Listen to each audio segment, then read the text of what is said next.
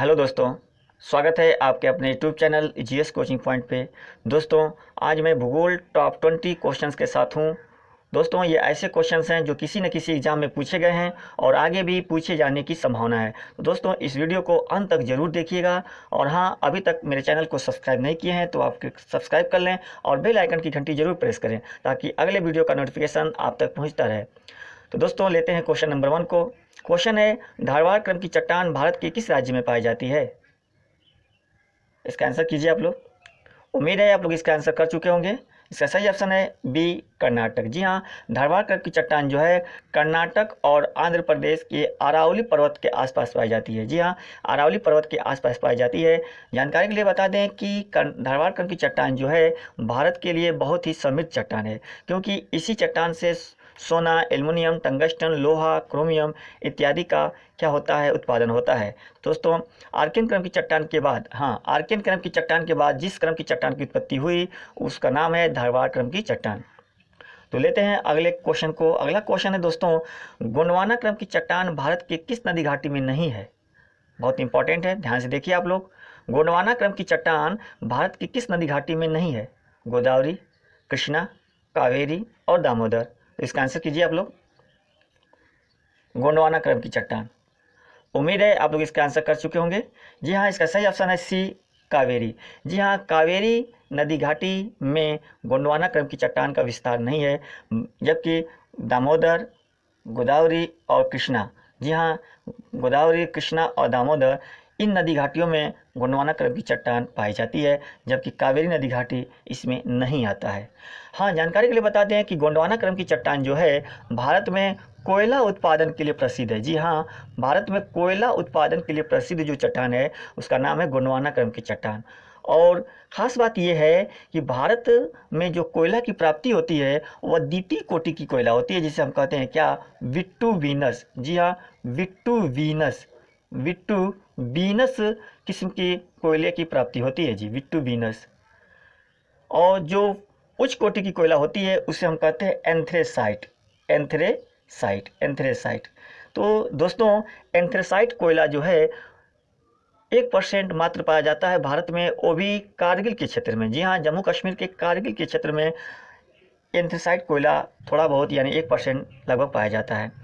नहीं, वैसे तो देखा जाए तो 98%, जी हाँ, 98 नहीं, कह लीजिए 99% जो कोयला विट्टूमिनस किस्म की जो कि द्वितीय कोटि की कोयला होती है, यह गोंडवाना क्रम की चट्टान में पाई जाती है। तो उम्मीद है ये पॉइंट आपको क्लियर हो गया होगा। तो लेते हैं अगले क्वेश्चन को। अगला क्वेश्चन है दोस्तों, शीत ऋतु में भारत में निम्न में से किस तट पर वर्षा होती है? हाँ, शीत ऋतु में भारत में निम्न में से किस तट पर वर्षा होती है? तो दोस्तों, इसका आंसर कीजिए। मालाबार तट, कोंकण तट, कोरोमंडल तट और सभी तट। तो शीत ऋतु की बात हो रही है दोस्तों। हाँ, उम्मीद है आप लोग इसका आंसर कर चुके होंगे। तो इसका सही ऑप्शन है सी, कोरोमंडल तट। जी हाँ, शीत ऋतु में भारत में जो कोरोमंडल तट है, यानी आप जानते होंगे कि ये जो केरल है, केरल के तट को हम मालाबार तट कहते हैं। ठीक इसी के अपोजिट जो ये तमिलनाडु है, तमिलनाडु के तट को हम क्या कहते हैं, कोरोमंडल तट कहते हैं। तो कोरोमंडल तट पर ही शीत ऋतु में वर्षा होती है, वो भी किस हवा से, तो उत्तर पूर्वी मानसून से। किससे? उत्तर पूर्वी मानसून से शीत ऋतु में जो होती है, क्या नाम है, कोरोमंडल तट पर वर्षा होती है दोस्तों। तो उम्मीद है ये पॉइंट आपको क्लियर हो गया होगा। लेते हैं अगले क्वेश्चन को। अगला क्वेश्चन है दोस्तों, हाँ, अगला क्वेश्चन है दोस्तों, आप लोग ध्यान से देखिए। पनामा नहर किन दो महासागर को जोड़ती है? पनामा नहर किन दो महासागर को जोड़ती है? प्रशांत महासागर, हिंद महासागर, प्रशांत महासागर और आर्कटिक महासागर, आर्कटिक महासागर और प्रशांत महासागर, प्रशांत महासागर और अटलांटिक महासागर। तो इसका आंसर कीजिए आप लोग। पनामा नहर। तो दोस्तों, उम्मीद है आप लोग इसका आंसर कर चुके होंगे। इसका सही ऑप्शन है डी, प्रशांत महासागर और अटलांटिक महासागर। जी हाँ, पनामा नहर जो है उत्तरी अमेरिका महाद्वीप, जी हाँ, आप लोग देख पा रहे हैं, ये उत्तरी अमेरिका महाद्वीप मान लीजिए और ये दक्षिणी अमेरिका महाद्वीप मान लीजिए। तो उत्तरी अमेरिका और दक्षिणी अमेरिका महाद्वीप के बीच में ये आपका नहर है जिसका नाम है पनामा नहर। इसके इधर प्रशांत महासागर है दोस्तों और इसके इधर अटलांटिक महासागर है दोस्तों, इसके इधर अटलांटिक महासागर है। तो पनामा नहर जो है प्रशांत महासागर को अटलांटिक महासागर से क्या करती है, का क्या करती है, जोड़ती है दोस्तों, और उत्तरी अमेरिका और दक्षिण अमेरिका को क्या करती है दोस्तों, अलग करती है। उम्मीद है ये पॉइंट क्लियर हो गया होगा। तो आते हैं, लेते हैं अगले क्वेश्चन को। अगला क्वेश्चन है दोस्तों, निम्न में से कौन सा राज्य अरब सागर के तट पर नहीं है, अरब सागर के तट पर नहीं है। तो इसका आंसर कीजिए आप लोग। महाराष्ट्र, तमिलनाडु, कर्नाटक, केरल। तो उम्मीद है आप लोग इसका आंसर कर चुके होंगे। इसका सही ऑप्शन है दोस्तों तमिलनाडु। जी हाँ, तमिलनाडु जो है अरब सागर के तट पे नहीं है। आइए देखते हैं, ये आपका प्रायद्वीपीय भारत है, प्रायद्वीपीय भारत, जिसके पश्चिम तरफ अरब सागर है, और पूरब तरफ कौन सा है, पूरब तरफ बंगाल की खाड़ी है। तो अरब सागर के तट पर ये गुजरात है, उसके बाद महाराष्ट्र आता है, उसके बाद गोवा आता है, उसके बाद कर्नाटक आता है, उसके बाद केरल आता है दोस्तों। तो ध्यान से देखिएगा, गुजरात, महाराष्ट्र, गोवा, कर्नाटक और केरल। तो ये 5 राज्य जो हैं अरब सागर के तट पर हैं। जबकि आगे देखा जाए, इधर तमिलनाडु है, आंध्र प्रदेश है, उड़ीसा है और पश्चिम बंगाल है। तो तमिलनाडु, आंध्र प्रदेश, उड़ीसा और पश्चिम बंगाल, ये चारों राज्य जो हैं बंगाल की खाड़ी के तट पर है। तो देखा जाए, भारत के 9 राज्य, 5 या 9 राज्य क्या है, भारत के 9 राज्य तट से लगे हैं। जिसमें से क्वेश्चन को देखा जाए तो निम्न में से कौन सा राज्य अरब सागर के तट पर नहीं है, तो यहाँ पे तमिलनाडु कर सकते हैं, क्योंकि दोस्तों तमिलनाडु बंगाल की खाड़ी की तरफ है, जबकि महाराष्ट्र, कर्नाटक और केरल अरब सागर के तट पे हैं। तो उम्मीद है ये पॉइंट क्लियर हो गए होंगे। हाँ, जानकारी के लिए बता दें कि भारत के 9 राज्य और 4 केंद्र शासित प्रदेश जो हैं तट से लगे हुए हैं। तो लेते हैं अगले क्वेश्चन को। अगला क्वेश्चन है दोस्तों, शीत ऋतु में पौने चलती हैं। बहुत ही इंपॉर्टेंट पॉइंट है। शीत ऋतु में पौने चलती हैं, स्थल से जल की तरफ, जल से स्थल की तरफ, ऊर्ध्वाधर, और डी है चक्री। तो इसका आंसर कीजिए आप लोग। उम्मीद है आप लोग इसका आंसर कर चुके होंगे। इसका सही ऑप्शन है ए, स्थल से जल की तरफ। जी हाँ, शीत ऋतु में जो हवाएं चलती हैं वो स्थल से जल की तरफ चलती हैं, क्योंकि दोस्तों शीत ऋतु में जो होती हैं स्थल का तापमान कम, हाँ स्थल का तापमान कम और प्रेशर क्या होता है, स्थल का तापमान कम और प्रेशर ज़्यादा होता है, जबकि जल का तापमान अधिक, जल का तापमान अधिक और प्रेशर क्या होता है, और प्रेशर वायु दाब कम होता है। तो आपको पता होना चाहिए कि हवाएं हमेशा हाई प्रेशर से लो प्रेशर की तरफ चलती हैं। जी हाँ, हवाएं हमेशा जो है हाई प्रेशर से लो प्रेशर की तरफ चलती हैं। तो शीत ऋतु में जो होता है जो है कि स्थल की बात किया जाए तो स्थल का टेम्परेचर कम होता है और वायुदाब अधिक होती है, जबकि जल का टेम्परेचर अधिक होता है और वायुदाब क्या होती है, कम होती है। इसीलिए शीत ऋतु में हवाएं स्थल से जल की तरफ चलती हैं। उम्मीद है पॉइंट क्लियर हो गया होगा। तो लेते हैं अगले क्वेश्चन को। अगला क्वेश्चन है दोस्तों, पौने हमेशा चलती हैं। हाँ देखिए, क्वेश्चन आ ही गया, पौने हमेशा चलती है उच्च वायुदाब से निम्न वायुदाब की तरफ, निम्न वायुदाब से उच्च वायुदाब की तरफ, ध्रुवों से विषुवतीय क्षेत्र की तरफ, विषुवतीय क्षेत्र से ध्रुवों की तरफ। इसका आंसर कीजिए आप लोग। उम्मीद है दोस्तों इसका आंसर कर चुके होंगे आप लोग। पौने हमेशा चलती हैं। तो दोस्तों ध्यान से देखिए, पौने हमेशा उच्च वायुदाब से निम्न वायुदाब की तरफ चलती हैं। जी हाँ, हाई प्रेशर से लो प्रेशर की तरफ चलती हैं, हाई प्रेशर से लो प्रेशर की तरफ चलती हैं। तो इसका सही ऑप्शन है ए। लेते हैं अगले क्वेश्चन को दोस्तों। अगला क्वेश्चन है, निम्न में से किस ग्रह को पीला ग्रह कहते हैं। हाँ देखिए, बहुत ही इंपॉर्टेंट क्वेश्चन है दोस्तों, अक्सर एग्जाम में पूछ बैठता है इसको। निम्न में से किस ग्रह को पीला ग्रह कहते हैं, शुक्र को, बुध को, बृहस्पति को, मंगल को। तो इसका आंसर कीजिए आप लोग। उम्मीद है आप लोग इसका आंसर कर चुके होंगे। इसका सही ऑप्शन है बृहस्पति को। जी हाँ, बृहस्पति ग्रह को पीला ग्रह कहते हैं।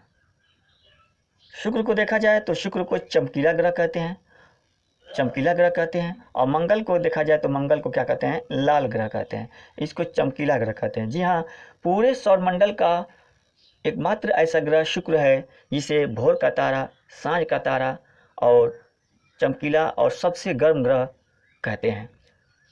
और यहाँ पे जानकारी के लिए बता दें कि शुक्र और बुध ऐसे ग्रह हैं जिनके पास कोई उपग्रह नहीं है। हाँ, सूर्य से जो सबसे नज़दीक ग्रह है उस ग्रह का नाम क्या है, बुध। तो दोस्तों उम्मीद है पॉइंट क्लियर हो गया होगा। तो लेते हैं अगले क्वेश्चन को। अगला क्वेश्चन है, निम्न में से तवा किसकी सहायक नदी है। बहुत इंपॉर्टेंट पॉइंट है। ये कई बार एग्जाम में पूछ चुका है, तो इसको ध्यान से कीजिएगा आप लोग। निम्न में से तवा किसकी सहायक नदी है? चंबल की, नर्मदा की, गोदावरी की, ताप्ती की? तो उम्मीद है आप लोग इसका आंसर कर चुके होंगे। इसका सही ऑप्शन है बी, नर्मदा की। जी हाँ, जैसा कि आप जानते हैं नर्मदा नदी जो सतपुड़ा पर्वत श्रेणी है, सतपुड़ा पर्वत है। सतपुड़ा पर्वत की 3 श्रेणियां हैं, राजपीपला, महादेव और मैकाल। राजपीपला, महादेव और मैकाल। तो मैकाल पर्वत श्रेणी पर एक चोटी है जिसका नाम है अमरकंटक। हाँ, अमरकंटक। तो अमरकंटक चोटी से एक नदी निकलती है, उस नदी का नाम है नर्मदा, जो पश्चिम की तरफ प्रवाहित होते हुए अपने भ्रंश घाटी में बहती है। और आपको पता ही होगा यहाँ पे खंभात की खाड़ी है, खंभात की खाड़ी में जाकर गिर जाती है। जी हाँ, इसी नदी का नाम क्या है? नर्मदा, जो अरब सागर में गिरने वाली भारत की सबसे लंबी नदी है दोस्तों। और यह किस दिशा में बहती है? तो पश्चिम दिशा में बहती है। उम्मीद है पॉइंट क्लियर हो गया होगा। तो लेते हैं अगले क्वेश्चन को। अगला क्वेश्चन है दोस्तों, निम्न में से किस नदी को बूढ़ी गंगा कहते हैं? हाँ, बहुत ही इंपॉर्टेंट क्वेश्चन है। निम्न में से किस नदी को बूढ़ी गंगा कहते हैं? कावेरी नदी, गोदावरी नदी, गंगा नदी और कृष्णा नदी? तो इसका आंसर कीजिए आप लोग। बूढ़ी गंगा के नाम से किस नदी को जानते हैं? उम्मीद है आप लोग इसका आंसर कर चुके होंगे। इसका सही ऑप्शन है बी, गोदावरी। जी हाँ, गोदावरी नदी को हम बूढ़ी गंगा के नाम से जानते हैं। जानकारी के लिए बता दें कि गोदावरी नदी जो है ये महाराष्ट्र के नासिक के त्रयंबक नामक, हाँ त्रयंबक, ध्यान से सुन लीजिए, त्रयंबक नामक स्थान से निकलती है और पूरब की तरफ प्रवाहित होते हुए बंगाल की खाड़ी में जाकर आंध्र प्रदेश के तट पर बंगाल की खाड़ी में गिर जाती है। इस नदी का नाम क्या है? गोदावरी नदी, जो जिसकी लंबाई अगर पूछा जाए तो इसकी लंबाई कितनी है? 1465 किलोमीटर। हाँ, इसी नदी को बूढ़ी गंगा के नाम से जानते हैं। लेते हैं अगले क्वेश्चन को। अगला क्वेश्चन है, पश्चिमी विक्षोभ की उत्पत्ति कहाँ होती है? बहुत इंपॉर्टेंट पॉइंट है। पश्चिमी विक्षोभ की उत्पत्ति कहाँ होती है? काला सागर में, भूमध्य सागर में, अरब सागर में, लाल सागर में? तो इसका आंसर कीजिए। उम्मीद है आप लोग इसका आंसर कर चुके होंगे। इसका सही ऑप्शन है बी, भूमध्य सागर में। जी हाँ, पश्चिमी विक्षोभ की उत्पत्ति जो होती है ये भूमध्य सागर में होती है। जैसा कि आप जानते हैं कि ये आपका भारत है और भारत के पश्चिम में यहाँ पे एक सागर है जिसका नाम है भूमध्य सागर। तो भूमध्य सागर से एक चक्रवाती हवा की उत्पत्ति होती है जो पश्चिमी हवाओं के सहारे या पूर्वी हवाओं के सहारे भारत की तरफ चल देती हैं। इसी हवा को कहते हैं पश्चिमी विक्षोभ, क्योंकि भारत के पॉइंट ऑफ व्यू से देखा जाए तो ये हवा किधर से आती है? पश्चिम से आती है, इसीलिए इसे पश्चिमी विक्षोभ कहते हैं। जी हाँ दोस्तों, तो पश्चिमी विक्षोभ जो कि यहाँ पे ध्यान से देखिएगा दोस्तों, ये है आपका। तो दोस्तों ये आपका देखा जाए तो ये भारत है और भारत के ऊपर हिमालय है, हिमालय और ये इधर भूमध्य सागर है। तो भूमध्य सागर से इस चक्रवात की उत्पत्ति, ये हवा की उत्पत्ति होती है पश्चिमी विक्षोभ की, और पूरब की तरफ चल पड़ती है और हिमालय से टकरा कर ये भारत के राज्यों में क्या करती है? उत्तर भारत के राज्यों में वर्षा करती है, जिसका नाम है पश्चिमी विक्षोभ। हाँ, ध्यान से देखिए, पश्चिमी विक्षोभ जो कि शीत ऋतु में चलने वाली हवा है। हाँ, शीत ऋतु में चलने वाली हवा है। और यह पश्चिमी विक्षोभ जो है भारत में पंजाब, हरियाणा, दिल्ली और उत्तर प्रदेश, बिहार में यह क्या करती है? यह बूंदाबांदी के रूप में वर्षा करती है, जो कि रबी के फसल के लिए बहुत ही क्या है? उपयोगी होती है। उम्मीद है पॉइंट क्लियर हो गया होगा। तो लेते हैं अगले क्वेश्चन को दोस्तों। अगला क्वेश्चन है, किस ग्रह को लेटा हुआ ग्रह कहते हैं? हाँ, ध्यान से देखिए, किस ग्रह को लेटा हुआ ग्रह कहते हैं? लेटा हुआ ग्रह कई बार एग्जाम में पूछ चुका है दोस्तों। मंगल, शुक्र, अरुण, वरुण? इसका आंसर कीजिए आप लोग। उम्मीद है आप लोग इसका आंसर कर चुके होंगे। इसका सही ऑप्शन है सी, अरुण को। जी हाँ, अरुण ग्रह को क्या कहते हैं? लेटा हुआ ग्रह कहते हैं, क्योंकि यह अपने अक्ष पे 66.5 डिग्री सूरज की तरफ क्या घुमा हुआ है? 66.5 डिग्री सूरज की तरफ क्या हुआ है? झुका हुआ है। इसीलिए यह देखने में लगता है कि लेटा हुआ है, इसीलिए इस ग्रह को लेटा हुआ ग्रह कहते हैं। हाँ, अरुण कितने अंश पे झुका है? 66.5 डिग्री ये सूरज की तरफ अपने अक्ष पे झुका हुआ है। जबकि पृथ्वी की बात करें तो पृथ्वी अपने अक्ष पे कितने डिग्री झुकी हुई है? 23.5 डिग्री झुकी हुई है। पृथ्वी की बात कर रहा हूँ। तो लेते हैं अगले क्वेश्चन को। अगला क्वेश्चन है दोस्तों, निम्न में से हिमालय की सबसे पूर्वी चोटी है? हाँ, ध्यान से देखिए आप लोग, निम्न में से हिमालय की सबसे पूर्वी चोटी कौन सी है? कंचनजंगा, नामचा बर्मा, नंगा देवी, नंगा पर्वत चोटी और नंदा देवी। इसका आंसर कीजिए आप लोग। हाँ, उम्मीद है आप लोग इसका आंसर कर चुके होंगे। इसका सही ऑप्शन है नामचा बर्मा। जी हाँ, हिमालय की जो ये बृहद हिमालय है, इस बृहद हिमालय की देखा जाए तो सबसे पूरब में तिब्बत में एक चोटी है जिसका नाम क्या है, नामचा बर्मा है। और सबसे पश्चिम में एक चोटी जिसका नाम क्या है, नंगा चोटी है, जो कि जम्मू कश्मीर में है। तो हिमालय की सबसे पश्चिमी चोटी है नंगा पर्वत चोटी और पूर्वी चोटी है नामचा बर्मा, जो कि तिब्बत में है। तो इसका सही ऑप्शन क्या होगा, नामचा बर्मा। लेते हैं अगले क्वेश्चन को। अगला क्वेश्चन है दोस्तों, निम्न में से कौन सा राज्य पाकिस्तान से सीमा नहीं बनाता है। हाँ, ध्यान से देखिए, निम्न में से कौन सा राज्य पाकिस्तान से सीमा नहीं बनाता है। तो इसका आंसर कीजिए, राजस्थान, पंजाब, हिमाचल प्रदेश और गुजरात। इसका आंसर कीजिए दोस्तों, आपको पता होना चाहिए। मान लीजिए भारत है, ये मान लीजिए, और इधर क्या है, पाकिस्तान, इधर है, इधर पाकिस्तान है। तो पाकिस्तान से भारत के यहाँ क्वेश्चन में देखिए, कौन सा राज्य पाकिस्तान से सीमा नहीं बनाता है। तो इस क्वेश्चन का जो सही ऑप्शन है, नाम है हिमाचल प्रदेश। ध्यान दीजिए, हिमाचल प्रदेश जो है पाकिस्तान से सीमा नहीं बनाता है, जबकि ये गुजरात, राजस्थान, पंजाब और जम्मू कश्मीर, हाँ पंजाब और जम्मू कश्मीर, यहाँ पंजाब है, जम्मू कश्मीर, पंजाब, राजस्थान और गुजरात ये पाकिस्तान से सीमा बनाते हैं, जिसमें जम्मू कश्मीर और लद्दाख केंद्र शासित प्रदेश हैं। और 3 राज्य गुजरात, राजस्थान और पंजाब ये क्या है, एक राज्य है। जो 3 राज्य और 2 केंद्र शासित प्रदेश जो हैं पाकिस्तान से सीमा बनाते हैं, जिसमें से हिमाचल प्रदेश नहीं आता है। लेते हैं अगले क्वेश्चन को दोस्तों। निम्न में से कौन सी नदी खंभात की खाड़ी में नहीं गिरती है। बहुत ही इंपॉर्टेंट पॉइंट है। निम्न में से कौन सी नदी खंभात की खाड़ी में नहीं गिरती है। नर्मदा, ताप्ती, माही और लूनी। तो ध्यान से देखिए, आपको पता होना चाहिए, ये दक्षिण प्रायद्वीप भारत, यहीं पे है, ये खंभात की खाड़ी है जो अरब सागर का ही हिस्सा है। हाँ, अरब सागर का ही हिस्सा यहाँ पे है खंभात की खाड़ी। इस खंभात की खाड़ी में एक नदी गिरती है, नर्मदा नदी, ताप्ती नदी और माही नदी, और एक नदी और आ जाती है इधर से, साबरमती नदी। तो खंभात की खाड़ी में गिरने वाली 4 नदियाँ हैं। समानता, इसका ट्रिक है क्या, समानता। समानता में देखा जाए तो सब मतलब साबरमती, माँ मतलब माही, न मतलब नर्मदा और ता मतलब ताप्ती। ये चारों नदियाँ खंभात की खाड़ी में गिरती हैं, जबकि इस क्वेश्चन का जो ऑप्शन है लूनी, ये खंभात की खाड़ी में नहीं गिरती है। तो क्वेश्चन पूछा है नहीं गिरती है, तो इसका सही ऑप्शन क्या होगा, लूनी। हाँ, लूनी नदी जो है भारत का एकमात्र ऐसी नदी है जिसको किनारा नहीं मिलता है। यह गुजरात के कच्छ के रण में क्या हो जाती है, यह विलीन हो जाती है। तो लेते हैं अगले क्वेश्चन को दोस्तों। अगला क्वेश्चन है, पुदुचेरी का जिला यनम किस राज्य के तट पर। हाँ, बहुत ही इंपॉर्टेंट है, कई बार एग्जाम में पूछा हुआ है दोस्तों। पुदुचेरी का जिला यनम किस राज्य के तट पर है। जैसा कि आप जानते हैं, पुदुचेरी भारत का एक केंद्र शासित प्रदेश है और पुदुचेरी के अंतर्गत कुल 4 जिले आते हैं। इसका नाम है माहे,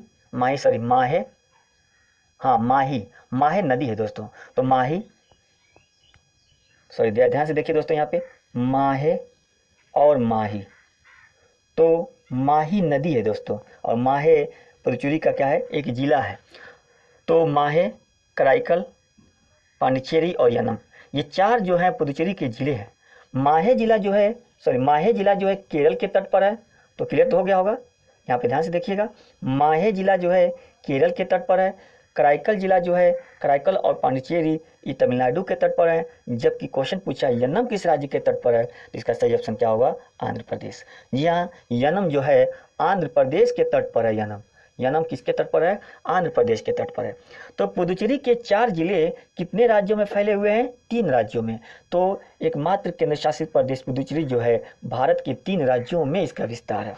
माहे केरल में, कराईकल और पांडिचेरी तमिलनाडु के तट पर, और यनम किसके तट पर, आंध्र प्रदेश के तट पर। उम्मीद है दोस्तों पॉइंट क्लियर हो गया होगा। तो लेते हैं अगले क्वेश्चन को। अगला क्वेश्चन है दोस्तों, पुलिकट झील किस राज्य में है। ध्यान से देखिए, पुलिकट झील किस राज्य में है। ऑप्शन है उड़ीसा, आंध्र प्रदेश, पश्चिम बंगाल और राजस्थान। तो इसका आंसर कीजिए आप लोग, पुलिकट झील। उम्मीद है आप लोग इसका आंसर कर चुके होंगे दोस्तों। तो यहाँ पे ध्यान से देखिएगा, इसका सही ऑप्शन है बी, आंध्र प्रदेश। जी हाँ, पुलिकट झील जो है वैसे तो ये केरल का रहा हूँ, तमिलनाडु और आंध्र प्रदेश यहाँ पे है। तो तमिलनाडु और आंध्र प्रदेश की सीमा के तट पर यहीं पे पुलिकट झील है। इस ऑप्शन में तमिलनाडु नहीं दिया है, तो ऑप्शन इसका सही है, क्या होगा, आंध्र प्रदेश। जी हाँ, पुलिकट झील जो है आंध्र प्रदेश के तट पर है। लेते हैं अगले क्वेश्चन को दोस्तों। अगला क्वेश्चन है निम्न में से कौन सी नदी विंध्य और सतपुड़ा पर्वत के बीच से होकर बहती है? ध्यान से देखिए, निम्न में से कौन सी नदी विंध्य और सतपुड़ा पर्वत के बीच से होकर बहती है? ताप्ती, नर्मदा, ध्यान से देखिए दोस्तों, ताप्ती, नर्मदा, माही और लूनी। उम्मीद है आप लोग इसका आंसर कर चुके होंगे। दोस्तों इसका सही ऑप्शन है नर्मदा नदी। जी हाँ, विंध्य पर्वत और सतपुड़ा पर्वत, ऊपर देखिएगा विंध्य पर्वत है या नीचे है सतपुड़ा पर्वत, यहीं से अमरकंटक चोटी से नर्मदा नदी निकलती है और विंध्य पर्वत और सतपुड़ा पर्वत श्रेणी के बीच से होते हुए यह नदी बहती है और अरब सागर यानी खंबात की खाड़ी में गिर जाती है। उम्मीद है दोस्तों ये पॉइंट क्लियर हो गया होगा। लेते हैं अगले क्वेश्चन को। अगला क्वेश्चन है दोस्तों, गुलमर्ग और सोनमर्ग नामक पर्यटक स्थल किस राज्य में है? हाँ, गुलमर्ग और सोनमर्ग नामक पर्यटक स्थल किस राज्य में है? उत्तराखंड, जम्मू कश्मीर, हिमाचल प्रदेश और केरल। तो इसका आंसर कीजिए आप लोग, गुलमर्ग और सोनमर्ग। उम्मीद है आप लोग इसका आंसर कर चुके होंगे। इसका सही ऑप्शन है जम्मू कश्मीर। जी हाँ, जम्मू कश्मीर में ये गुलमर्ग और सोनमर्ग नामक पर्यटक स्थल जम्मू कश्मीर में स्थित है। उम्मीद है पॉइंट क्लियर हो गया होगा। लेते हैं अगले क्वेश्चन को। अगला क्वेश्चन है दोस्तों, और इस प्रैक्टिस सेट 4 का ये क्वेश्चन नंबर लास्ट है, दक्षिणी गोलार्ध में सबसे बड़ा दिन कब होता है? हाँ, ध्यान से आप लोग क्वेश्चन को पढ़िएगा। दक्षिणी गोलार्ध में सबसे बड़ा दिन कब होता है? 22 मार्च को, 22 दिसंबर को, 21 जून को और 23 सितंबर को। तो दक्षिणी गोलार्ध की बात हो रहा है, तो इसका सही ऑप्शन है बी, 22 दिसंबर को। जी हाँ, मान लीजिए ये सूरज है और सूरज के, मान लीजिए सूरज के चारों तरफ पृथ्वी घूमती है। पृथ्वी के इसी गति को तो परिक्रमण गति कहते हैं। हाँ, तो पृथ्वी की अगर बात करें तो यहाँ पे पृथ्वी के दक्षिणी गोलार्ध में यहाँ पे 23.5 डिग्री दक्षिणी अक्षांश को हम क्या कहते हैं? मकर रेखा कहते हैं दोस्तों। और सूरज की किरणें जो है 22 दिसंबर को लंबवत मकर रेखा पे पड़ती है और 22 दिसंबर को लंबवत मकर रेखा पे पड़ने की वजह से दक्षिणी गोलार्ध, क्योंकि मकर रेखा किस गोलार्ध में है? दक्षिणी गोलार्ध में है। तो जिस गोलार्ध में सूरज की लंबवत किरणें होगी उस गोलार्ध में तो दिन बड़ा ही ना होगा। तो 22 दिसंबर को दक्षिणी गोलार्ध में क्या होता है? सबसे बड़ा दिन होता है। ठीक इसी के अपोजिट 22 दिसंबर को उत्तरी गोलार्ध में क्या होता है? तो सबसे बड़ी रात होती है दोस्तों। तो लेते हैं अगले क्वेश्चन को। हाँ दोस्तों, तो ये लास्ट क्वेश्चन था और आपके लिए एक क्वेश्चन है जिसका आंसर आप लोग कमेंट बॉक्स में आप लोगों को करना है। कील नहर किन 2 सागरों को जोड़ती है? हाँ, ध्यान से देखिए, कील नहर किन 2 सागरों को जोड़ती है? बाल्टिक सागर, भूमध्य सागर, काला सागर, उत्तरी सागर, बाल्टिक सागर, लाल सागर और भूमध्य सागर। तो इसका आंसर कीजिए आप लोग, इसका आंसर आप लोग को कमेंट बॉक्स में देना है। ध्यान से देखिएगा, कील नहर किन 2 सागरों को जोड़ती है? तो मिलते हैं दोस्तों, इसका आंसर आप लोग कमेंट बॉक्स में दीजिएगा। मिलते हैं अगले वीडियो में, तब तक के लिए धन्यवाद। और दोस्तों